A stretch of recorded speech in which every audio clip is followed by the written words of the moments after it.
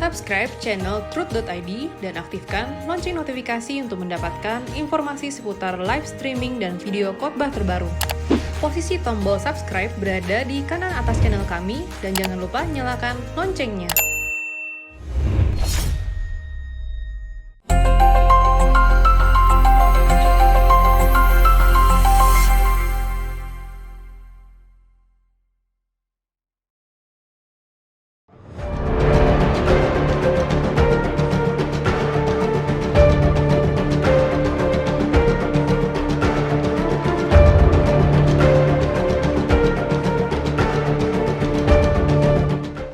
Saudaraku sekalian, kenaikan Tuhan Yesus Kristus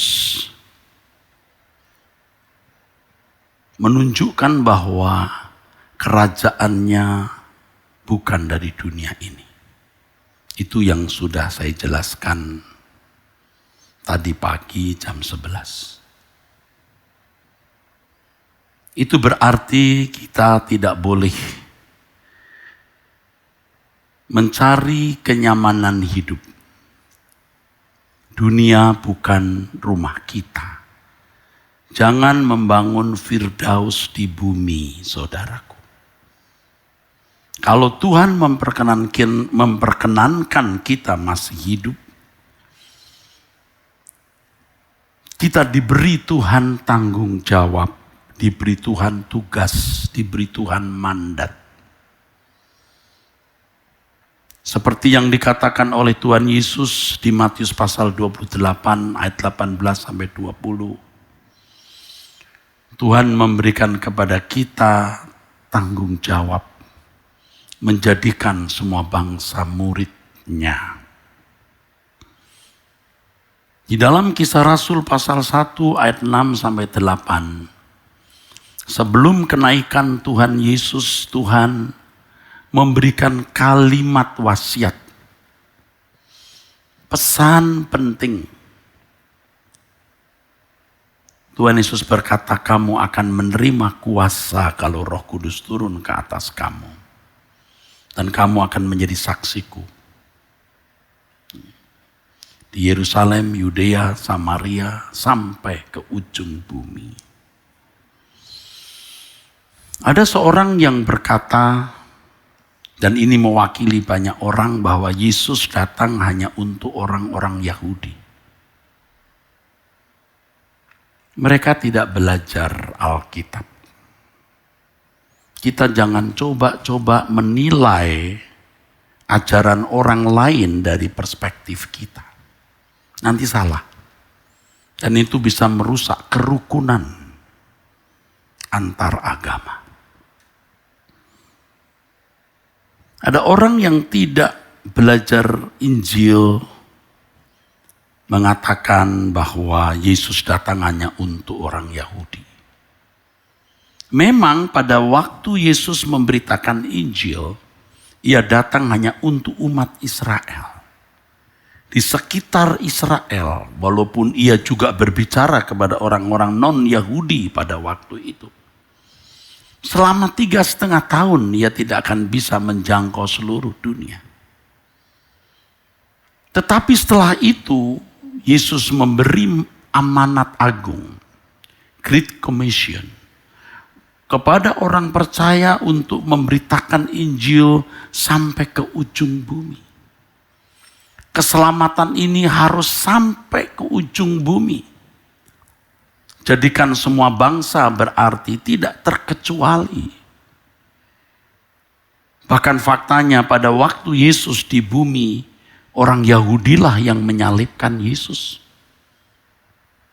Jadi dia datang bukan hanya untuk orang Yahudi.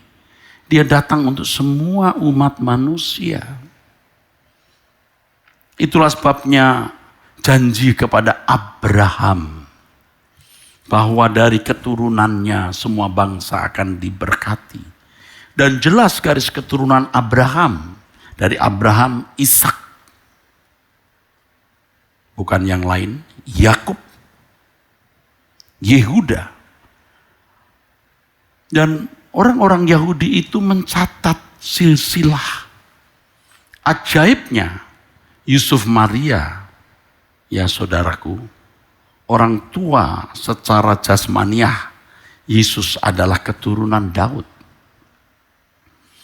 Dan itu tidak terbantahkan. Bukan seorang yang lahir dari entah berantah, dari keturunan Daud. Semua bangsa akan diberkati. Janji Allah kepada Abraham untuk semua bangsa.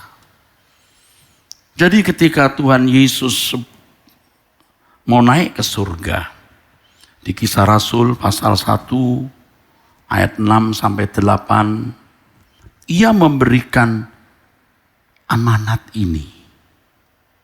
Ya. Di ayat 8, tetapi kamu akan menerima kuasa kalau Roh Kudus turun ke atas kamu, dan kamu akan menjadi saksiku di Yerusalem dan di seluruh Yudea dan Samaria sampai ke ujung bumi.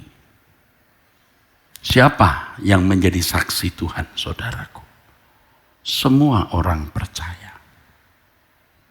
Semua orang percaya. Pernyataan ini luar biasa karena setiap orang percaya harus meneruskan tugas yang dipercayakan Bapa kepada Tuhan Yesus. Di dalam Injil Yohanes pasal 20 ayat 21, Tuhan Yesus berkata, damai sejahtera bagi kamu, sama seperti Bapa mengutus aku, demikian juga sekarang aku mengutus kamu. Siapa yang menerima amanat ini? Semua orang percaya. Semua orang percaya adalah utusan Kristus. Dan itu konsekuensi. Konsekuensi dari orang yang mengikut Yesus. Di dalam Yohanes pasal 16 ayat 7, Yesus berkata bahwa lebih berguna bagi orang percaya jika dirinya pergi. Sebab jikalau dia tidak pergi, tidak naik ke surga, penghibur itu tidak akan datang. Tidak akan dihadirkan dalam hidup orang percaya. Tetapi jikalau ia pergi, dia akan mengutus penghibur. Untuk apa? Ya, pengutus, yang diutus ini penghibur, Parakletos. Ingat, Parakletos. Pendamping, bukan Perikletos. Sedikit satu vokal diubah bisa berarti beda. Parakletos, advokat, pendamping, saudara. Allah Bapa hanya memiliki satu utusan, yaitu Yesus Kristus. Dalam Yohanes pasal 17 ayat 3 mengatakan, inilah hidup yang kekal itu. Ya. Inilah hidup yang kekal itu, yaitu, saudaraku, bahwa mereka mengenal Engkau satu-satunya Allah yang benar, dan mengenal Yesus Kristus yang telah Engkau utus.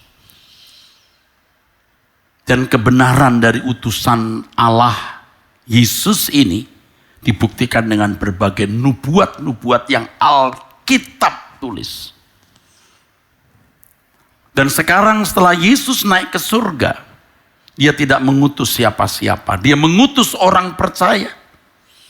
Orang percaya yang dapat mewakili dirinya untuk menyelesaikan tugas yang Bapa berikan, yaitu menyelamatkan umat manusia.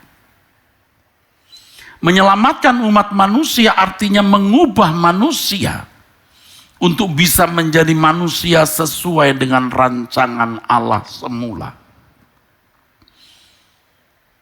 Jadikan semua bangsa muridku. Orang percaya menjadi sarana atau alat untuk mengubah orang lain. Jadikan semua bangsa muridku. Atau dengan kalimat lain, buat satu situasi di mana orang bisa diubah seperti aku mengubah kamu. Dia memberi mandat ini kepada murid-murid yang telah menerima proses pembentukan oleh Yesus. Seperti aku menasehati kamu, seperti aku memberikan firman-firmanku kepadamu, kamu teruskan firman ini kepada yang lain. Semua, tidak ada pembedaan, tidak ada diskriminasi. Semua orang percaya.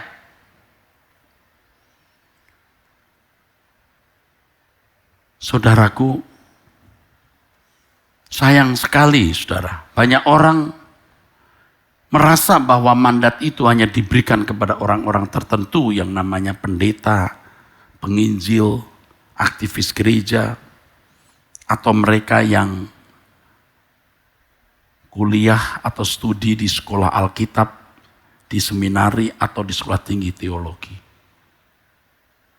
Semua orang percaya menerima mandat ini, saudaraku. Tidak ada pembedaan antara imam dan awam, hamba Tuhan dan bukan hamba Tuhan. Semua kita yang ditebus oleh darah Yesus adalah hamba-hamba Tuhan. Semua kita adalah imamat-imamat yang rajani. 1 Petrus 2 ayat 9. Imam. Musketeers, hulu balang dari Tuhan kita Yesus Kristus. Yang suatu hari akan menjadi raja. Dan sekarang sudah duduk di sebelah kanan Allah Bapa. Saudara, bagi kita orang percaya kenaikan Tuhan Yesus ini penting karena tugas penerusan karya keselamatan yang telah dikerjakan Yesus di kayu salib. Kita harus emban dan kita harus teruskan sampai ke ujung bumi. Kita saksinya.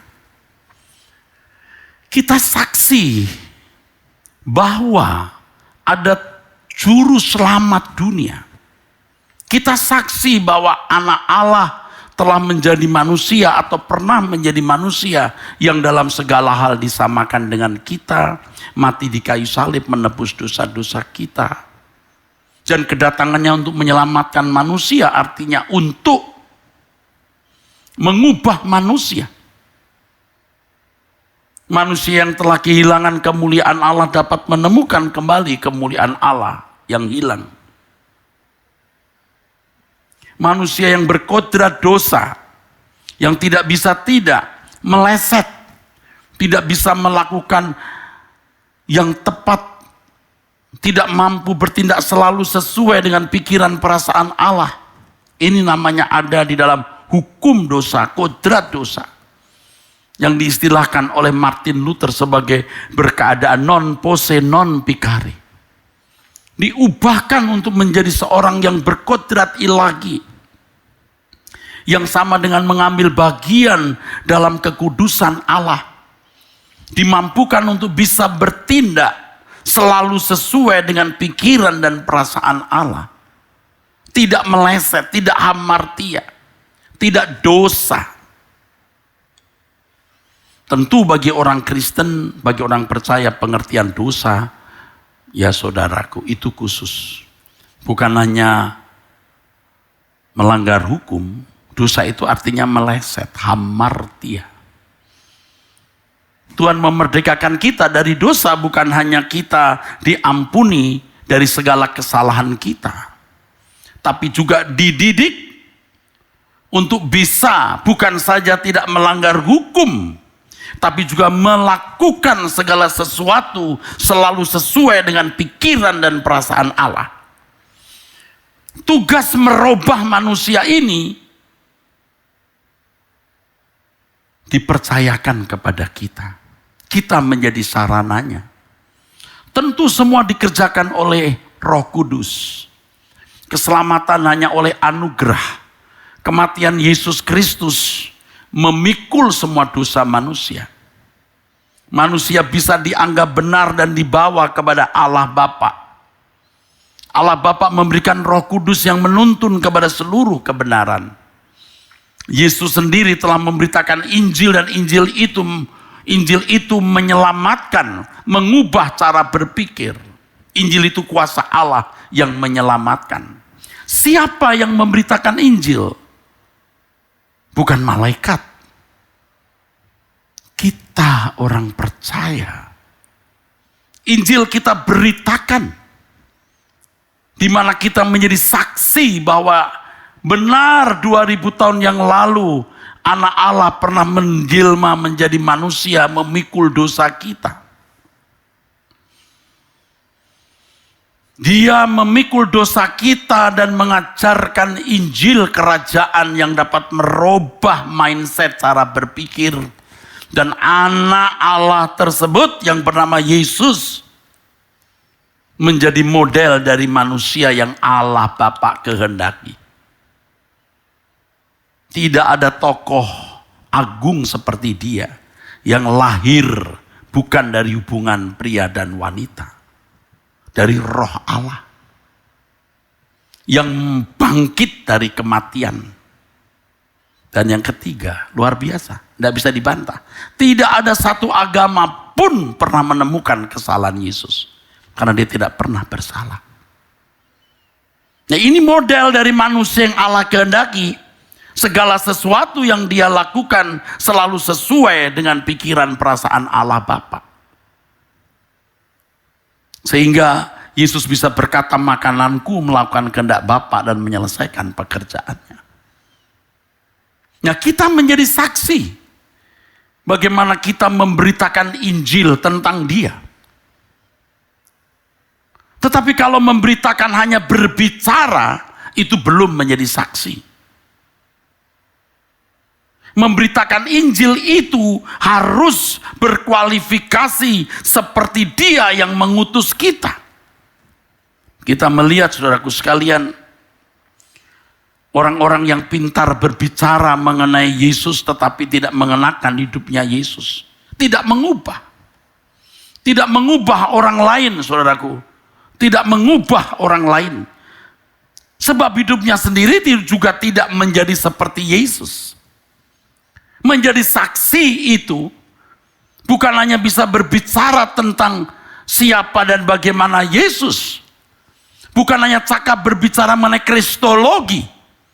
Bukan hanya cakap berbicara mengenai soteriologi dan berbagai pokok-pokok ajaran di dalam Alkitab.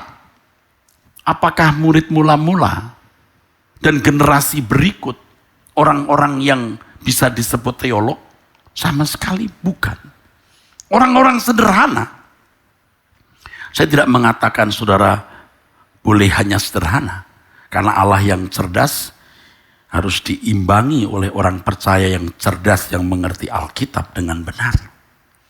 Tapi memang pada waktu itu belum ada sekolah teologi, tidak ada perpustakaan saudaraku. Mereka tidak belajar sistematika teologi. Tetapi mereka menjadi saksi yang efektif. Buktinya apa? Kekristenan tidak mati, tidak padam. Walaupun mendapatkan persekusi, aniaya dari pihak orang-orang Yahudi maupun dari kekaisaran Roma. Mereka benar-benar menjadi saksi, saudara. Hidup mereka membuktikan bahwa Yesus anak Allah, bahwa Yesus juru selamat. Saya tadi sudah katakan apa itu menyelamatkan. Keselamatan adalah mengembalikan manusia ke rancangan Allah semula. Yesus adalah modelnya. Dia datang memikul dosa kita, juga memberi atau menunjukkan profil dari anak Allah. Profil dari manusia yang dikehendaki oleh Allah. Dalam perjalanan sejarah gereja, saudara, kita menemukan kenyataan yang sangat buruk.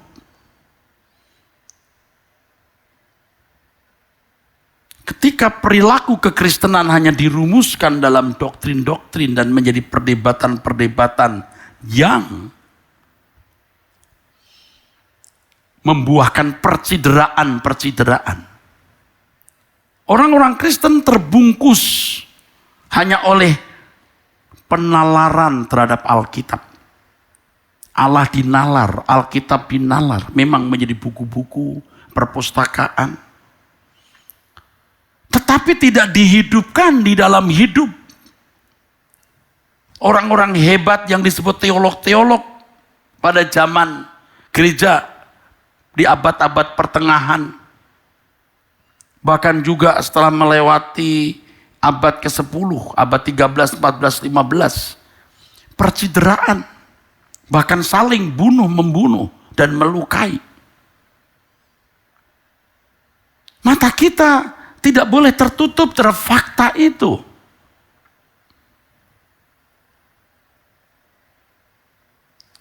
Runtuhnya kekaisaran Roma menunjukkan bahwa orang-orang Kristen tidak mampu menopang kekaisaran Roma.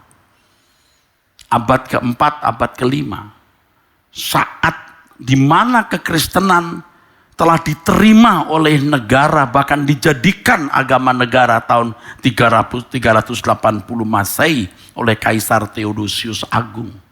Justru kekristenan mengalami kemerosotan hebat, yang kemudian di abad ke-7, ke-6 dan ke-7 agama baru muncul di semenanjung Arab, melibas habis kekristenan di Timur Tengah, bahkan sampai sempat menguasai sebagian wilayah Spanyol, hampir menembus Perancis.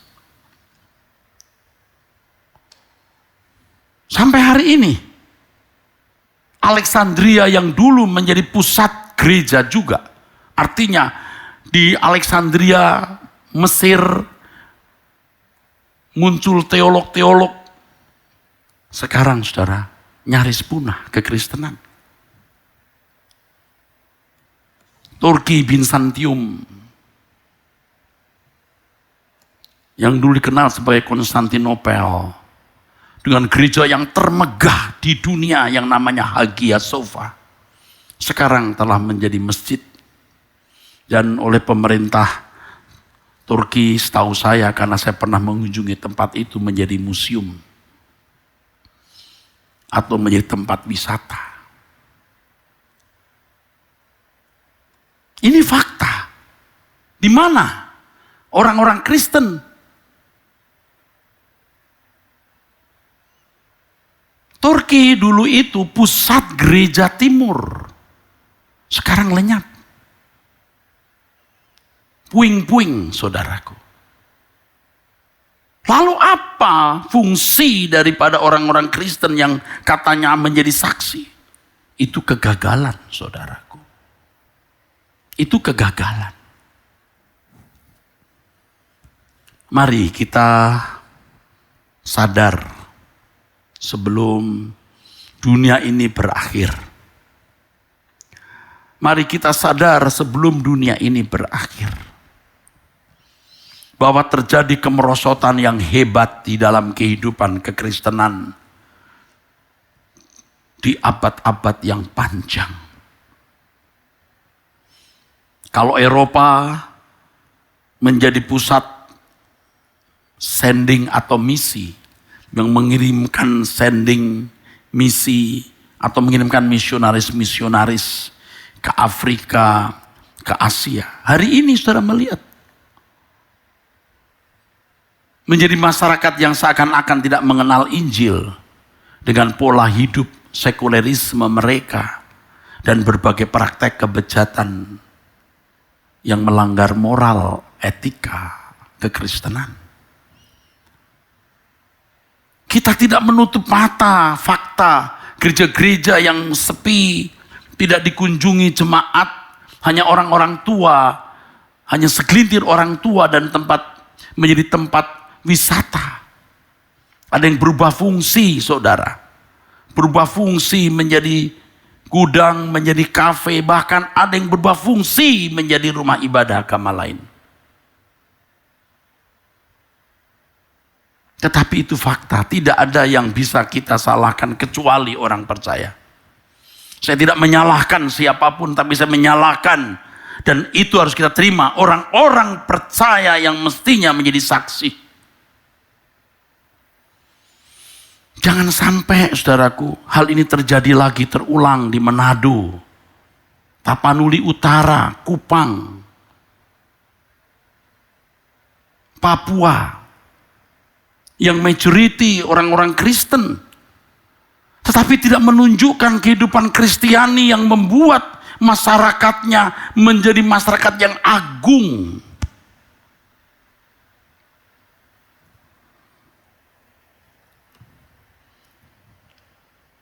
Saudara, menjadi saksi artinya membuktikan bahwa Yesus adalah juru selamat yang mengubah manusia dari manusia yang berkodrat dosa menjadi manusia yang berkodrat ilahi.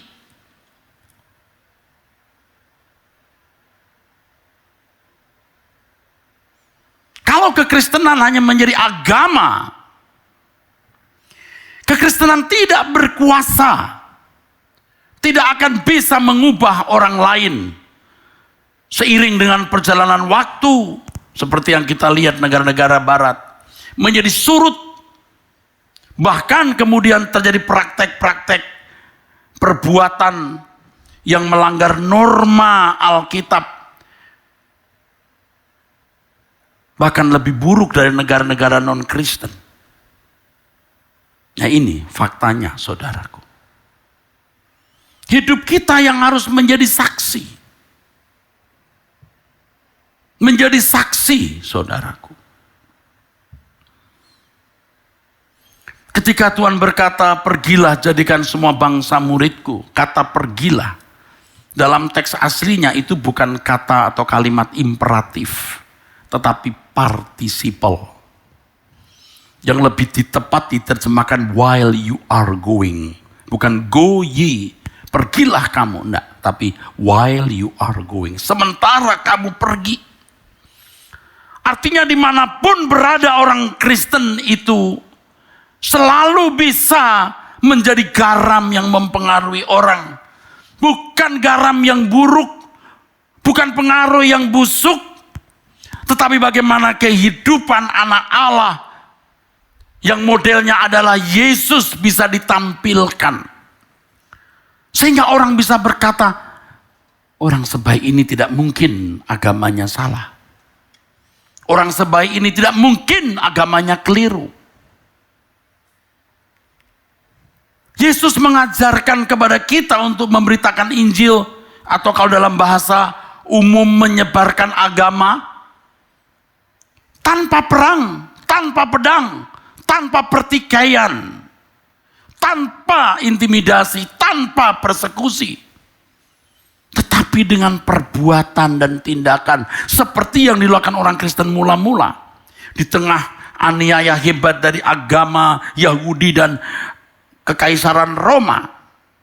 Mereka bisa mengkristenkan, ini kalau bahasa agama. Mereka bisa memasehikan Roma. Tapi setelah Roma menjadi negara yang beragama Kristen, ironis malah ambruk, saudaraku. Tidak mampu menopang kebejatan orang-orang Roma.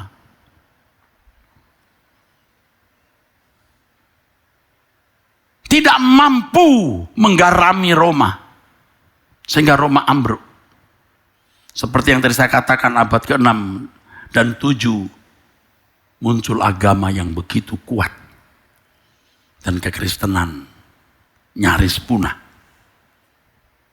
Di Timur Tengah, di belahan Afrika Utara, negara-negara di Afrika Utara, tak berbekas. Tinggal puing-puing.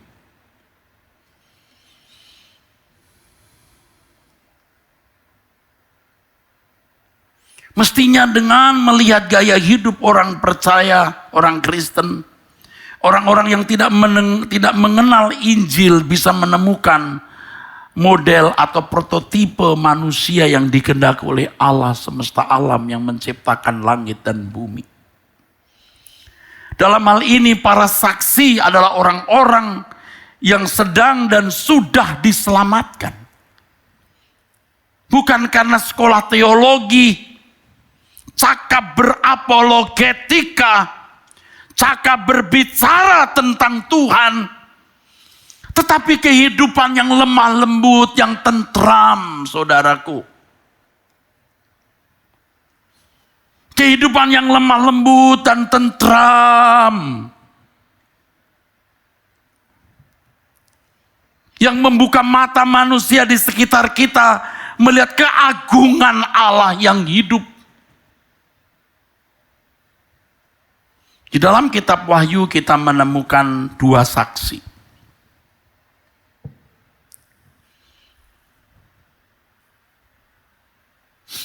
Yang pertama bangsa Israel. Sejarah bangsa Israel tidak bisa dibantah membuktikan Allahnya kuat. Bukan hanya ketika mereka keluar dari Mesir sampai tanah Kanaan. Sampai hari ini. Bagaimana suatu bangsa yang telah meninggalkan tanah mereka selama ribuan tahun bisa kembali. Dan tidak pernah di wilayah itu dibangun negara. Tidak pernah. Sampai tanggal 14 Mei 1948 berdiri negara Israel modern. Dan itu dinubuatkan oleh Alkitab bahwa Allah akan mengumpulkan bangsa itu dari berbagai negara. Itu dinubuatkan bahwa kekayaan bangsa-bangsa akan diberikan kepada bangsa Israel. Bukan untuk orang Kristen, saudara. Itulah sebabnya betapa kuatnya keuangan mereka. Mereka ada di lembaga-lembaga keuangan dunia, bankir-bankir dan seterusnya. Dari bangsa yang tertindas, bahkan di perang dunia kedua, 6 juta orang Yahudi dibunuh dalam peristiwa yang dikenal sebagai Holocaust. Kok bisa? Allah yang hidup membuktikan. Walaupun mereka menyalibkan Yesus. Dan memang mereka betul-betul dihajar oleh Allah. Karena ketika menyalibkan anak Allah mereka berkata biarlah dosa ditanggungkan atas kami dan anak-anak kami. Ribuan tahun mereka dibuang. Dan di negeri asing mereka teraniaya. Ditinjau dari Injil mereka itu musuh Allah. Tapi ditinjau dari keturunan karena mereka keturunan Abraham. Abraham, Ishak, Yakub, Yehuda, Ruben, Simon, Lewi, Yehuda dan lain sebagainya. Mereka adalah kekasih Allah. Tapi ditinjau dari Injil karena mereka menolak Injil sampai hari ini. Sebagian besar mereka, tentu tidak semuanya. Mereka musuh Allah. Kalau mau mengenal siapa Allah yang benar, tanya bangsa Israel. Yang memiliki Alkitab Perjanjian Lama. Yang memiliki Zabur, yang memiliki kitab yang mengisahkan mengenai Adam dan Hawa, mengenai Nuh, itu dia, mereka. Yang kitab mereka sudah ada tahun 1440 sebelum Masehi. 1500 tahun sebelum agama Kristen. 2100 tahun sebelum ada agama Islam. Orang Yahudi. Kalau mau tanya siapa Allah yang benar, tanya orang Israel. Tapi kalau mau tanya bagaimana Allah yang benar, lihat kelakuan orang Kristen. Lihat kelakuan orang Kristen yang benar-benar percaya. Orang Kristen yang benar. Yang kelakuannya menunjukkan karakter Allah Bapa. Itulah sebabnya dalam Matius 5 ayat 48, saudaraku. Yesus berkata, you must be perfect as just your Father in heaven is perfect. Menjadi Kristen itu mempersulit hidup kita. Karena we must be perfect. We must like Jesus. Tapi kalau kekristenan akannya menjadi agama, keadaan orang-orang Kristen yang beragama Kristen sering lebih buruk dari agama lain. Moralnya bisa lebih rendah. Apalagi kalau sudah terbelenggu dengan doktrin percaya Yesus selamat. Begitu mudahnya. Percaya Yesus dengan akal pikiran masuk surga. Duh, itu naif sekali. Percaya itu tindakan, percaya itu perbuatan. Ketika kekristenan menjadi agama, maka mulai terjadi pemisahan imam dan awam.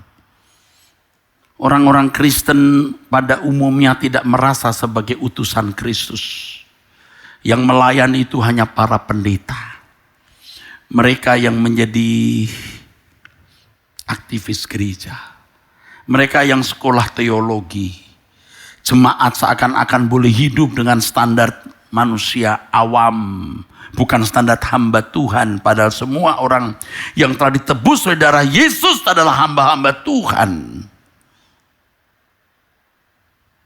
Apa yang terjadi saudaraku hari ini? Kekristenan telah kehilangan nafas Kristus.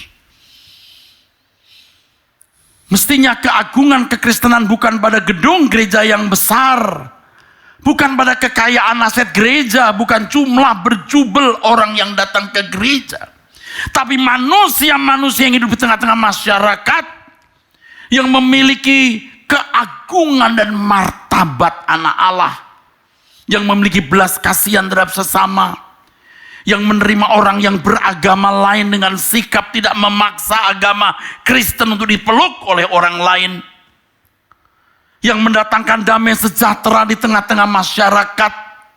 Kalau menjadi pejabat negara bisa menaungi masyarakat luas tanpa membedakan suku, bangsa, agama, ras, dan golongan.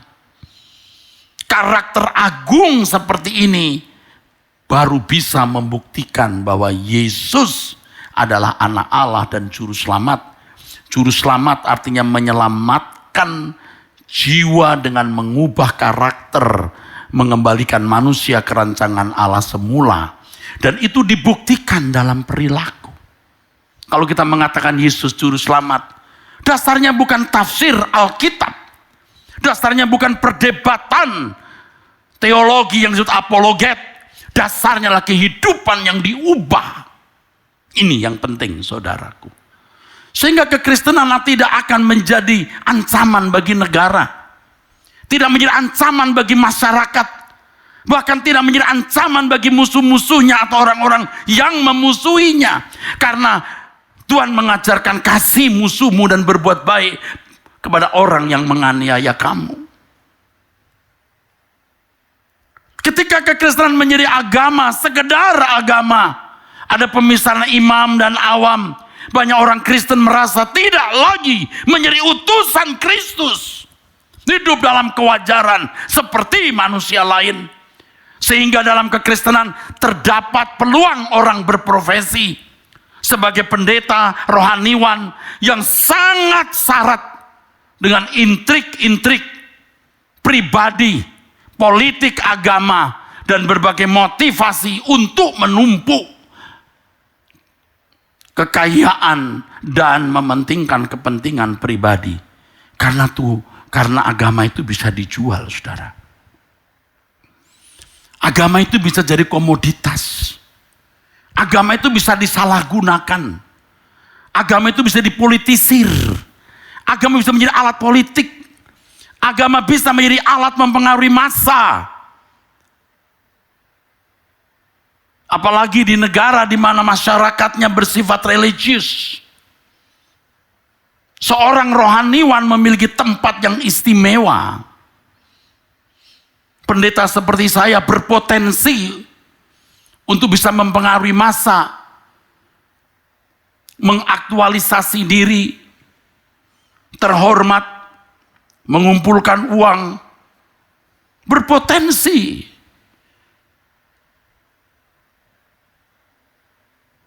Tetapi kita memilih untuk menjadi saksi.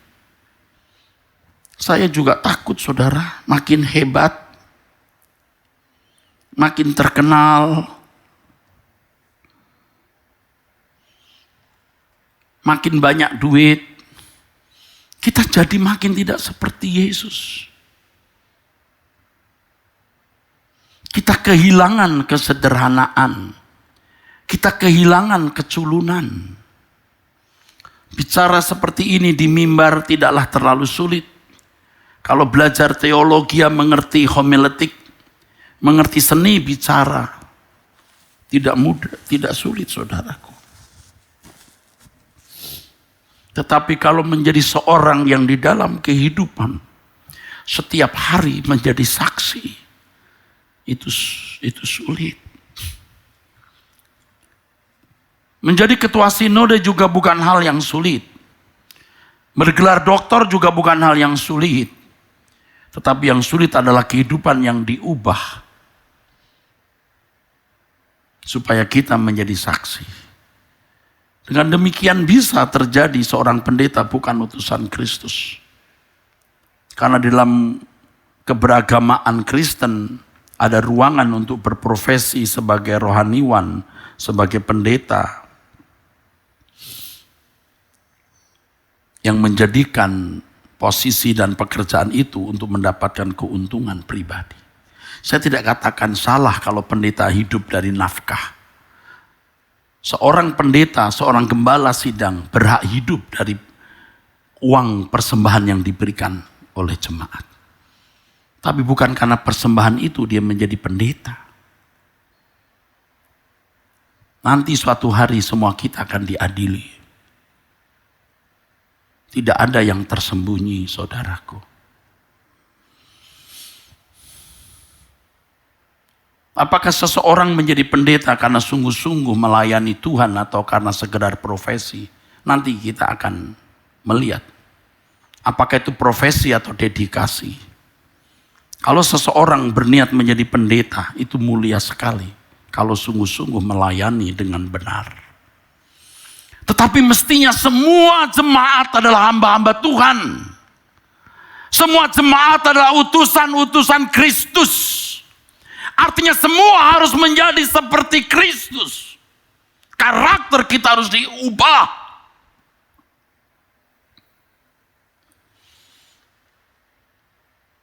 Seorang pendeta tidak akan bisa masuk di seluruh wilayah hidup manusia. Wilayah hidup. Tetapi jemaat yang akan masuk di semua lini wilayah hidup.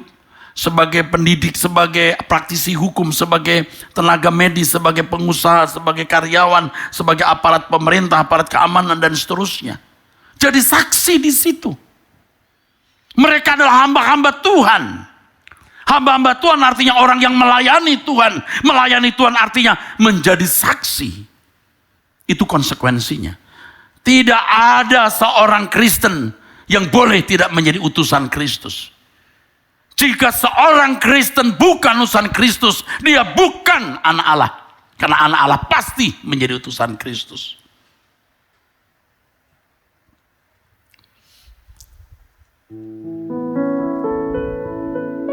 Mari kita sadar, saudaraku. Dulu waktu saya sekolah teologi dan memulai menjadi pendeta, saya tidak memahami kebenaran sekuat hari ini. Kepentinganku hanya dirimu, melayani perasaan Bapa. Di matamu ku istimewa, hidup bagimu sepenuhnya. Nyawaku, roh dan jiwaku, ku serahkan semua bagimu.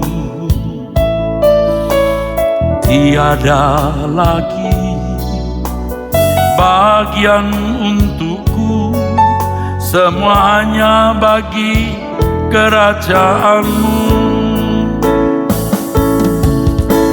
Ini kita semua untuk Tuhan.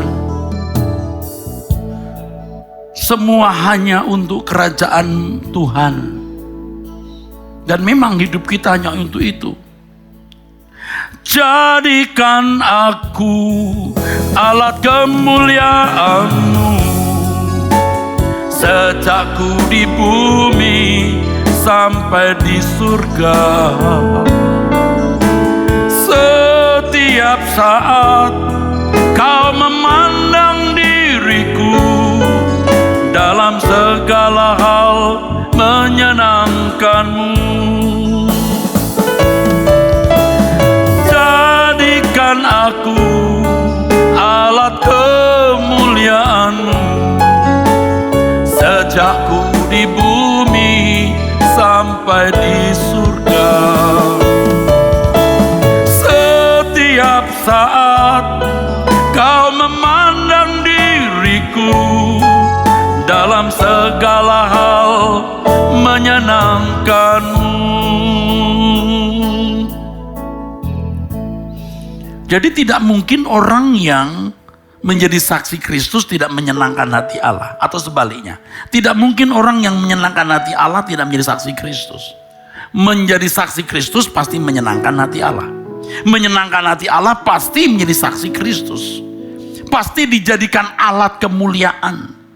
Kalau Yesus menjadi Tuhan bagi kemuliaan Allah Bapa, kita menjadi anak-anak bagi kemuliaan Bapa dan Tuhan kita Yesus Kristus. Lihat bagaimana orang-orang bisa menghormati orang tua, menghormati seseorang, orang tua anak itu karena kelakuan anak itu.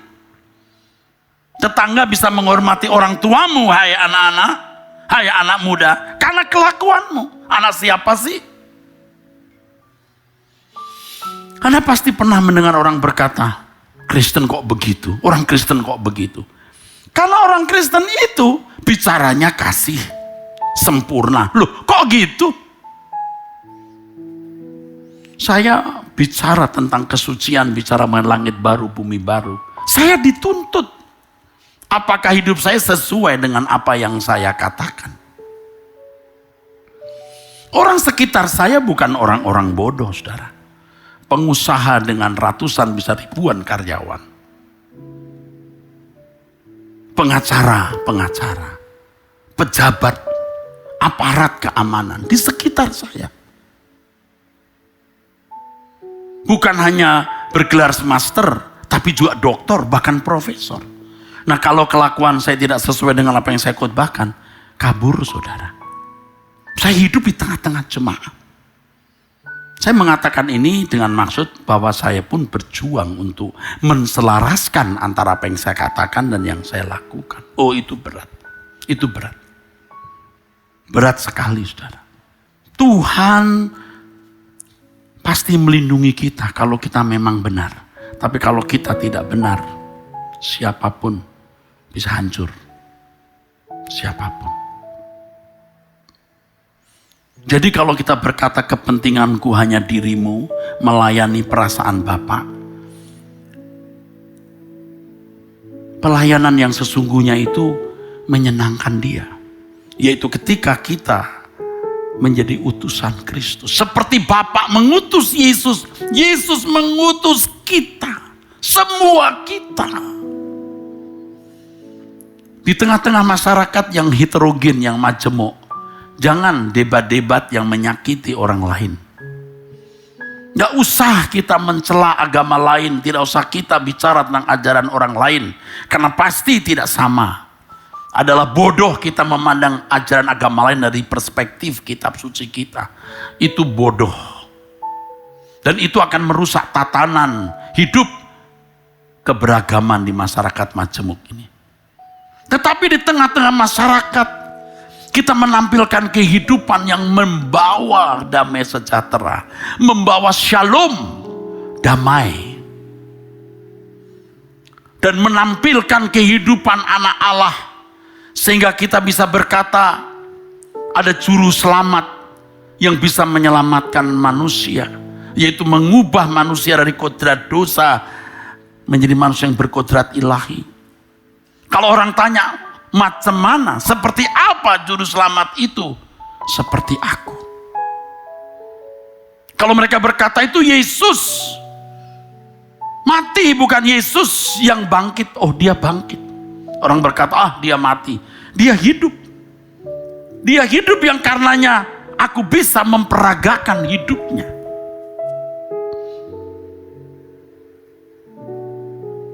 Itu baru menjadi Kristen yang benar. Dan setiap saudara pasti memiliki tempat untuk menjadi saksi. Pasti. Setiap saudara itu istimewa, unik. Dan setiap saudara memikul tanggung jawab. Coba pikirkan saudara, nanti kalau kita menghadap pengadilan Tuhan, nanti itu bisa hari ini, bisa besok, bisa minggu depan. Bisa sebentar, 1 jam ke depan. Kita meninggal dunia, kita ada di pengadilan Tuhan. Masihkah ada cacat celah yang belum kita bereskan? Masihkah ada tugas yang belum kita selesaikan?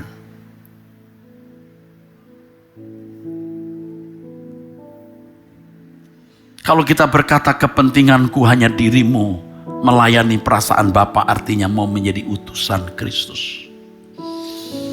Jangan ucapkan satu kata kalau itu tidak berguna untuk kepentingan Bapa. Jangan keluarkan uang seperak pun kalau itu tidak mendatangkan keuntungan bagi Bapa, bagi Allah Bapa kita. Jika kita hidup hanya untuk melayani perasaan Bapa karena menjadi utusan, dan itu benar-benar menyenangkan hati Bapa. Kalau Bapak menemukan kalau Bapak bisa menemukan karakter putranya Yesus Kristus di dalam hidup kita hari ini. Dan kita berani berkata, Bapak, kiranya Engkau bisa menemukan karakter putramu dalam hidupku. Hidupku bukan aku lagi, tetapi Kristus yang hidup dalam aku. Karakternya hidup dalam aku. Dan ini pasti menjadi utusan. Walaupun saudara miskin secara materi, tidak menikah, tidak punya anak, tidak berpendidikan tinggi, tidak berpangkat, tidak bergelar. Tapi kalau saudara bisa menjadi utusan Kristus ini, saudara menjadi istimewa. Kepentinganku hanya dirimu, melayani perasaan Bapa. Di matamu ku istimewa, hidup bagimu sepenuhnya. Nyawaku, roh dan jiwaku, ku serahkan semua bagimu. Tiada lagi bagian untukku, semua hanya bagi kerajaanmu. Tidak ada lagi bagian dalam hidupku, semua hanya bagi kerajaan-Mu. Istimewa sekali. Ini tidak mengurangi etos kerja saudara, tidak akan mengurangi tanggung jawabmu terhadap keluarga, terhadap masyarakat, terhadap bangsa dan negara. Justru saudara akan lebih bisa memenuhi tanggung jawab ini. Ayo saudaraku, Anda tidak harus menjadi pendeta, bahkan jangan jadi pendeta kalau itu bukan panggilan.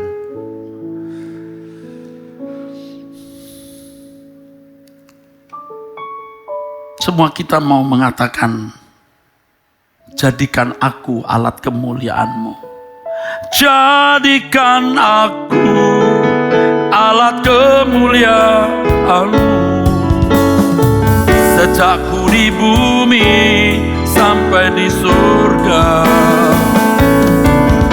setiap saat Kau memandang diriku, dalam segala hal menyenangkan-Mu.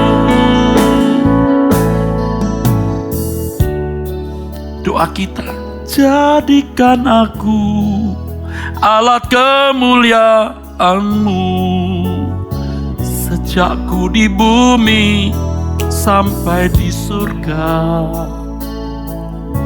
setiap saat Kau memandang diriku, dalam segala hal menyenangkan-Mu.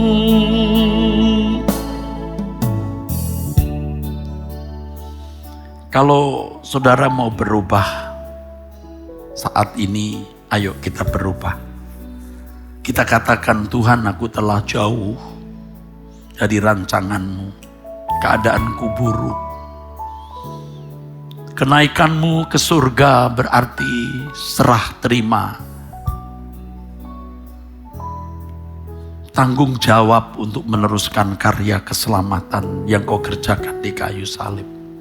Aku mau menerimanya Tuhan.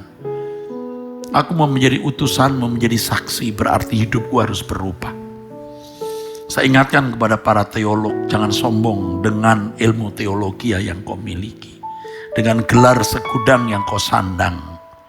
Tapi apakah hidupmu mewakili Yesus? Dari setiap tulisan ucapanmu akan menunjukkan martabatmu. Kau punya martabat anak Allah atau bukan.